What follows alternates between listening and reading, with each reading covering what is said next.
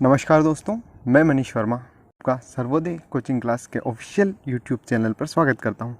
आज हम लोग कुछ करंट अफेयर से रिलेटेड क्वेश्चन कवर करने वाले हैं, जिसमें पहला प्रश्न है, भारतीय नौसेना द्वारा ऑपरेशन समुद्र सेतु किस देश में फंसे भारतीयों को वापस लाने के लिए शुरू किया गया था। ऑप्शन है हमारे पास ईरान, जर्मनी, मालदीव, इंडोनेशिया। तो इसका सही आंसर है मालदीव में फंसे हुए लोगों के लिए। 5 मई 2020 को भारतीय नौसेना ने मालदीव में फंसे भारतीयों को वापस लाने के लिए ऑपरेशन समुद्र सेतु शुरू किया। वे एयरलाइंस का संचालन बंद होने के कारण विदेशी भूमि में फंसे हुए हैं। भारतीय जहाज़ों, जलशवा और मालदीव के बंदरगाह पर भेजा जा रहा है। पहली यात्रा के दौरान लगभग 1000 व्यक्तियों को लाने की योजना है। प्रश्न नंबर 2 है हमारा, किस देश ने उत्तर कोरिया नेता किम जोंग उन को एक स्मारक युद्ध पदक से सम्मानित किया है। ऑप्शन से हैं चाइना, रशिया, ताइवान और दक्षिण कोरिया। तो इसका सही ऑप्शन है रूसी राष्ट्रपति पुतिन ने उत्तर कोरियाई नेता को एक स्मारक योद्धा पदक से सम्मानित किया। नाजी पर जीत की 75वीं वर्षगांठ को चिन्हित करने के लिए पदक प्रदान किया गया है। यह पुरस्कार किम की जगह उत्तर कोरिया के विदेश मंत्री री सोन गोन को दिया गया। उत्तर कोरिया क्षेत्र में द्वितीय विश्व युद्ध के दौरान मारे गए सोवियत सैनिकों की स्मृति को सुरक्षित करने के लिए किम को पदक से सम्मानित किया गया।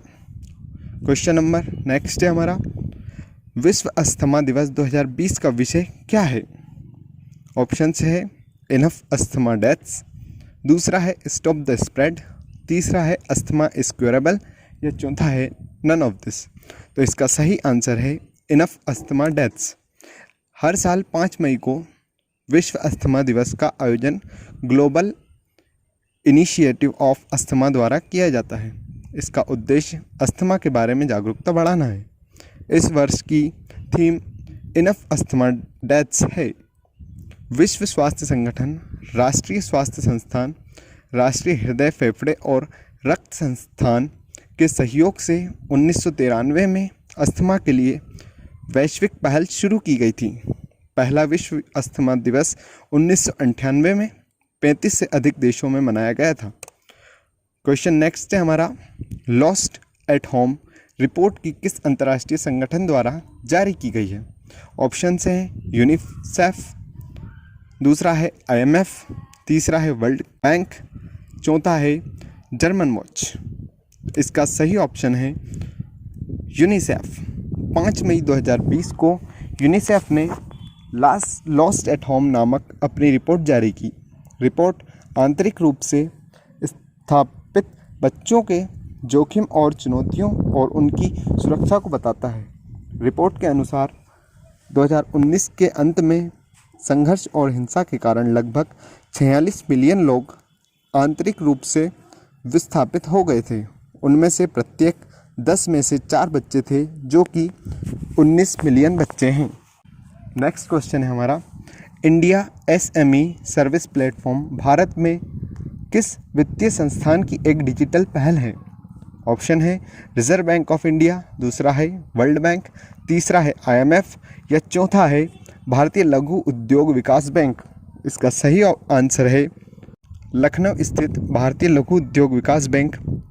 सिडबी ने हाल ही में घोषणा की कि वह इंडिया SME सर्विस प्लेटफॉर्म नाम से एक डिजिटल प्लेटफॉर्म लॉन्च करेगा। यह प्लेटफॉर्म सूक्ष्म, लघु और मध्य उद्योग को परिचालन शुरू करने, वित्त या ऋण बढ़ाने और अन्य सहायता सेवाओं के बारे में जानकारी प्रदान करेगा।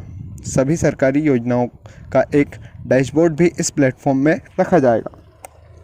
नेक्स्ट क्वेश्चन है हमारे पास, कोविड-19 के बीच लोगों को मुफ्त और कैशलेस बीमा कवर प्रदान करने वाला भारत का पहला राज्य कौन सा है। ऑप्शन है महाराष्ट्र, उत्तर प्रदेश, राजस्थान या केरला। तो इसका सही आंसर है महाराष्ट्र। महाराष्ट्र राज्य सरकार ने घोषणा की कि राज्य के सभी लोगों को राज्य सरकार की स्वास्थ्य योजना के तहत कवर किया जाएगा, जिससे महाराष्ट्र लोगों को मुफ्त और कैशलेस बीमा कवर प्रदान करने वाला भारत का पहला राज्य बन जाएगा। राज्य की लगभग 85% आबादी पहले से ही महात्मा ज्योतिबा फुले जन आरोग्य योजना के तहत कवर की गई थी और अब इस कवर को शेष 15% आबादी तक बढ़ाया जाएगा। राज्य ने सरकारी, अर्ध सरकारी कर्मचारियों और सफ़ेद राशन कार्ड धारकों को योजना में शामिल करने के लिए एक समझौता ज्ञापन पर हस्ताक्षर किया है। नेक्स्ट क्वेश्चन है हमारा, मुस्तफ़ा अल कदीम किस देश के प्रधानमंत्री बने?